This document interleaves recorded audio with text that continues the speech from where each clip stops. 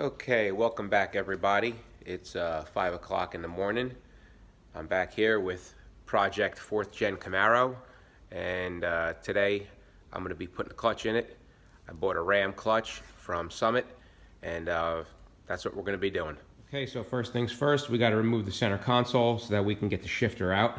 So you're going to want to unscrew your shifter knob and take that off. Then there's two 7mm bolts right there, which will allow you to take this top bezel off. You can lift that off. And then down in there, there's two 10mm bolts there. Pull the ashtray out. There's one down in there. And in the front of the console, there's already one missing there. And on the other side, you're going to want to pull the parking brake straight up and down so that you can lift the console up over the parking brake and slide it off and put it in the back seat. My shifter is aftermarket, so there's a 9/16 nut under here that you need to break loose to get the ball off. If you got a stock shifter, then you just unscrew the knob. Disconnect the ashtray light, just pop it out, and then you're going to want to disconnect the wire at the back of the cigarette lighter. Okay, so straight up, like so. It's going to take a little finagling, lift it off the parking brake, and slide it back. Okay, so that's what it looks like. The parking brake needs to be pulled up as far as you can go.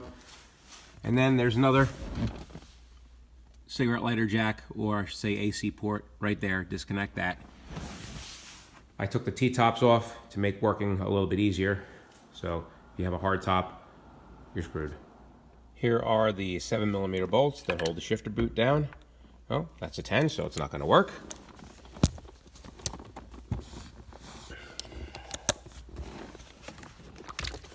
Get the... Alright.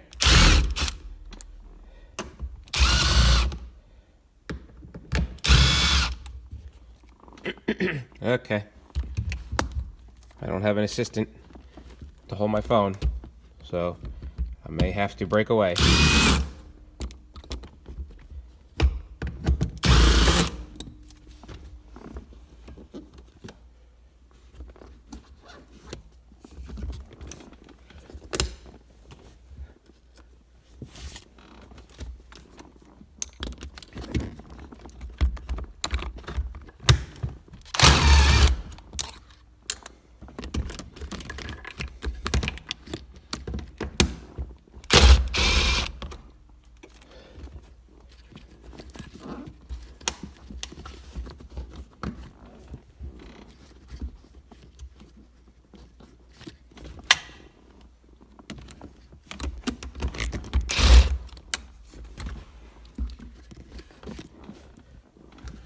Okay. Oh, forgot. Allen bolts right there. Take the shifter handle off. Slide the boot off. Okay, I have an aftermarket shifter, so 7/32 Allen key or Allen socket. We'll take those off. If it's a stock shifter, I believe you got 13mm bolts there. Okay, some 413 mils. We'll take that shifter body off the transmission, and that's the same as if you have a stock shifter.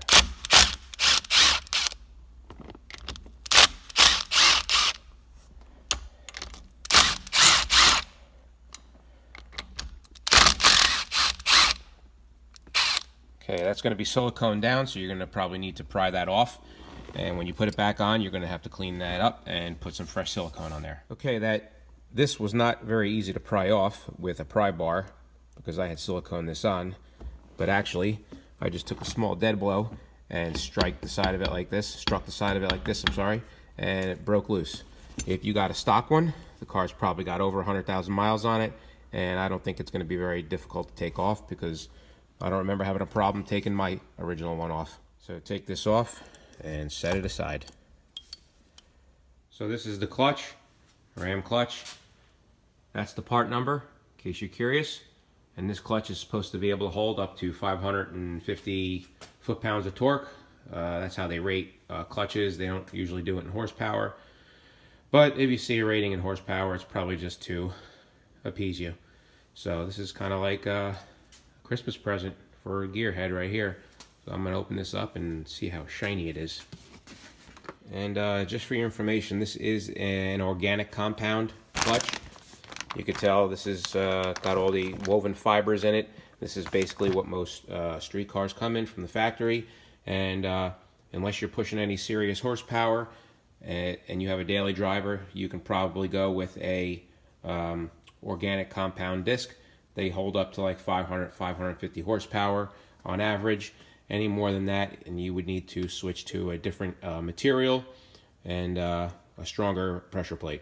They make materials in Kevlar. They have ceramic clutches and then clutch material with iron in, a lot of iron in it, which is usually used for big horsepower cars, drag racing only applications. And then you have your dual friction clutches, which is material on this side and the bottom side are different. Usually a softer compound organic on one side and a more aggressive material on the other, which is supposed to make it more streetable but hold more horsepower. Okay, so I'm sorry that I don't have an assistant to hold my camera here. I should probably invest in something like that if I'm going to be doing these videos. So I'm going to just try to point out a bunch of stuff and then break away with the camera and do the work and come back. So I apologize for that, but hopefully it still works for you. Okay, first things first, when you get back out of the car from doing the console, you're going to want to take the parking brake off. You want to take your drive shaft out. You got 2 7/16 bolts there and 2 on the other side. You got to rotate the drive shaft to get at those, so that's why you got to take the parking brake off. I usually just use a screwdriver to stick it in there to hold the drive shaft from spinning. When I get those, take those bolts off, slide it out of the transmission, like so. You're going to want to disconnect all your electrical wiring and tuck that out of the way. 2 15mm bolts right here on the exhaust. With this bracket, you're going to want to take these off, and then 2 15mm bolts up on the end of the tail shaft right there that go across to the torque arm bracket. So take that stuff off because it's going to be in your way. Before you take your drive shaft out, you actually want to mark the drive shaft up against the companion flange or the yoke, if some people want to call it that. It's really called a companion flange. That way you eliminate the possibility of any vibration when you put it back together. Also, when you pop the drive shaft out, this one's been out because I did the rear, so it popped right out. You're going to want to wrap some electrical tape around the end of that. That way these bearing caps don't fall off. Like so. That's a cap, and you lose all the needles that are inside there. I'm not going to do that because that U-joint needs to be replaced anyway. Okay, so I got some better light. What I did was I just removed some of the bell housing bolts that I can get to. There was 2 13mm bolts there, and they go all the way up and around the bell housing. I was able to get 4 out. That's your clutch line. You're going to want to take that out. So in order to take that off, usually what I'm going to do is spray that with penetrating oil, and this little nylon piece of plastic gets pushed in, and then you pull the line out, and that'll disconnect that. Okay, then I'm going to be putting my trans jack underneath the trans and taking the Crossmember off. It's got 4 15mm bolts, 2 there, 2 on the other side, and I'm going to lower my trans, and I'm going to take my torque arm off, which is, you can't really see it. It's up in there. There's a bolt that holds that bracket on at the top, and it just slides out. Okay, I had to hold this piece of nylon in with a screwdriver and grab that with a pair of pliers and pull out at the same time. Otherwise, it just kept walking this piece of nylon back out. Okay, I took my 4 Crossmember bolts out, 2 there, 2 there, and there's an 18mm right here for the trans mount. Take that off. I got my Harbor Freight trans jack, which says it's good for 2,000 pounds, but don't believe it, because even with the lightest transmission on there, the wheels deflect. So this is a manual trans, not that heavy, so we're going to use it. Okay, so my Crossmember's off. Now's a good time to inspect your trans mount, which this one looks like it's a little beat, so I'm going to replace it. You see the rubber is a little cracked, and I took the 15mm bolt out of the top of that bracket for the torque arm right there, and that just slides out. Okay, and last but not least, you want to take out the rest of your bell housing bolts. This can be a daunting task. The top ones are a pain in the ass to get to usually, but as you can see, there's one up there, and then there's 2 way up top, and on the other side there's also another one. Do yourself a favor This is an extension just for that, and it's a 1/2-inch drive on one end, and it accepts a 3/8 socket on the other. So you put a swivel on that with a shallow socket, and it makes life much easier. Okay, so here's my little dilemma. I got the trans just about ready to come out, and the alignment pins that are in the block going into the transmission are frozen. And I've been fighting with this thing on and off all day to try to get it out. See if I can show you.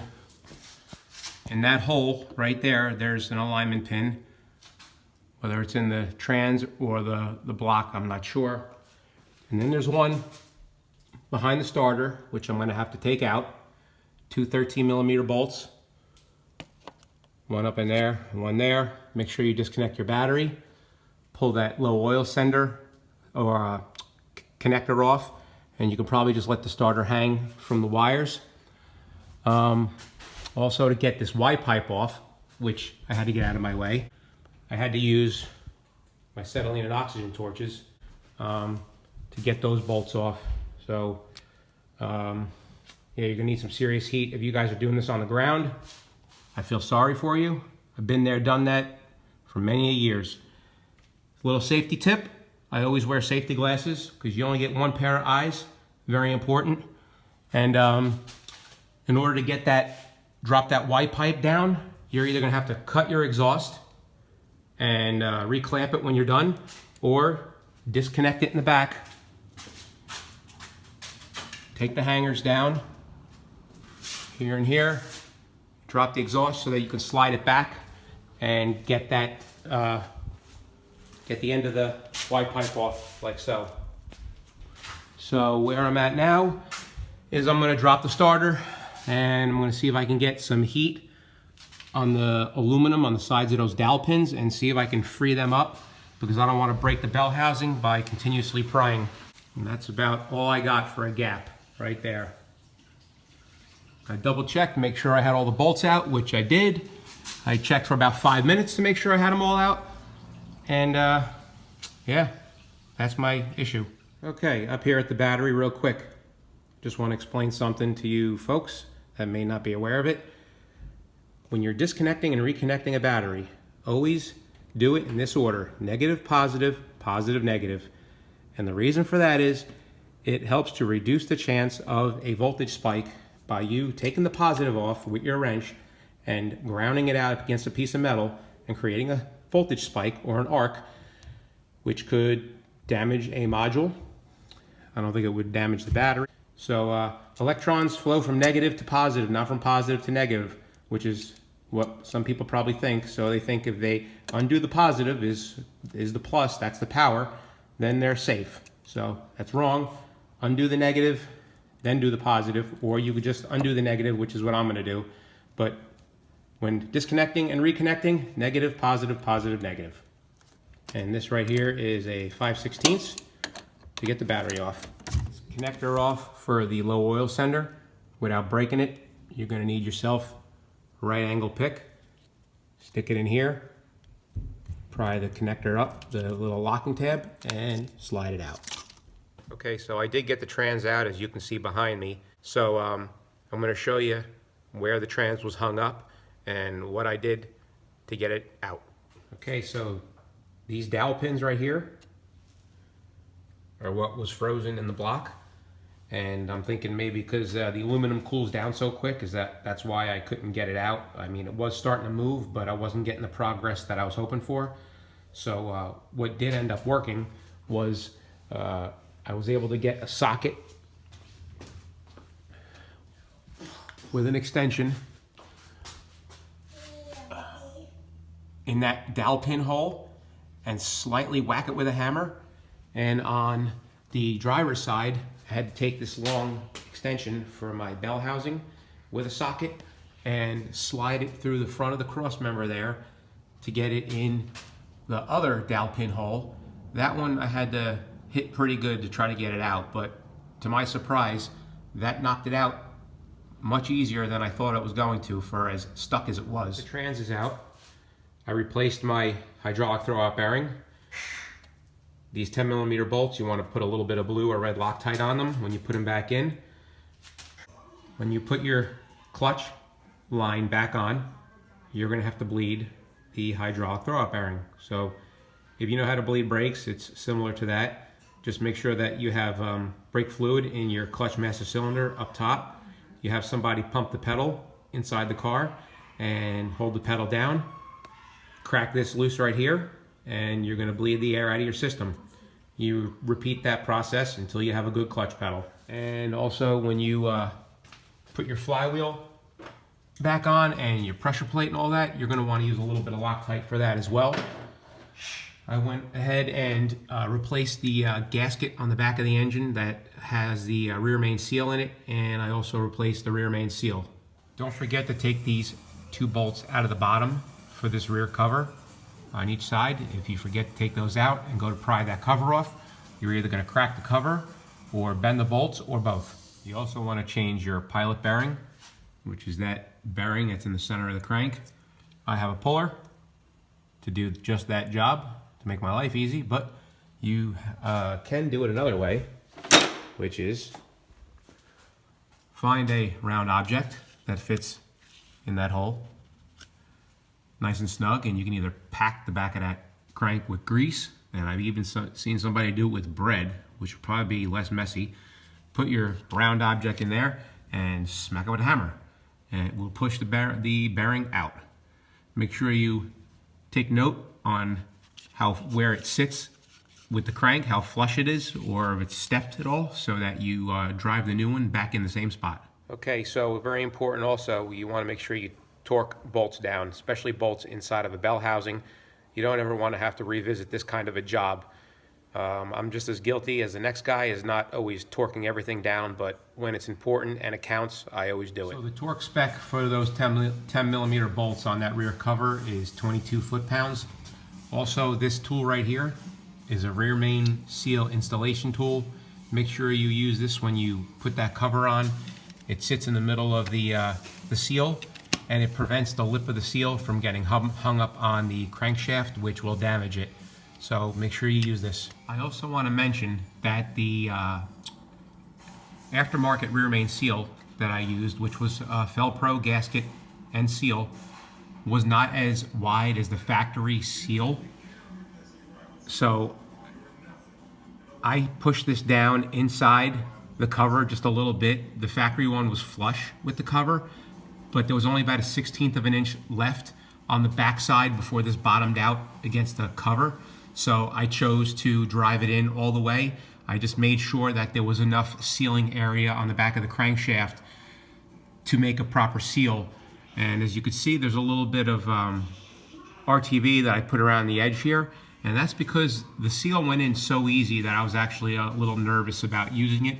But it's a Felpro seal. They're pretty good. So just for a little peace of mind for myself, I cleaned this really good, this where the seal meets the cover, and I just put a bead of silicone there just for my own, you know, to make me happy. But you probably don't have to do that. But the seal did go in really easy, easier than I felt comfortable, so that's why I did that. Also, I forgot to mention earlier, the manifold to Y pipe nuts were 15mm. They were 15mm on that side, and I had to beat a 9/16 socket on this side because they were whittled down a little bit. So this is my flywheel. I got it back from the machine shop. They cleaned it up, which was a good thing. I wasn't sure if they were going to be able to clean that up. There was a lot of blue spots on it, but they did. So the torque spec for these bolts is 74 foot-pounds. When you torque it down, make sure you go in small increments. Don't go right to 74 foot-pounds. After you get your flywheel on, using Loctite on the bolts, of course, you want to put your pressure plate on, your shiny pressure plate. Using your clutch alignment tool, make sure you have your disc facing the right way. Sometimes they're marked flywheel side or pressure plate side. If not, just look at your factory one when you took it out and make sure you don't put that disc in backwards. Put your alignment tool in there. This goes into the pilot bearing and it'll help keep everything lined up. You want to run your bolts for your pressure plate down a little at a time evenly so it goes down flush against the flywheel. And then the torque spec for those is 52 foot-pounds. Okay, so it should look something like this when you have everything at the back of the engine. Once you have it bolted up, you just pull your alignment tool out and just reverse everything you just did to put the trans back in. So that about wraps up the clutch job. I hope this helped a lot of you guys out. I appreciate you watching, and stay tuned for the oil pan gasket replacement and header installation.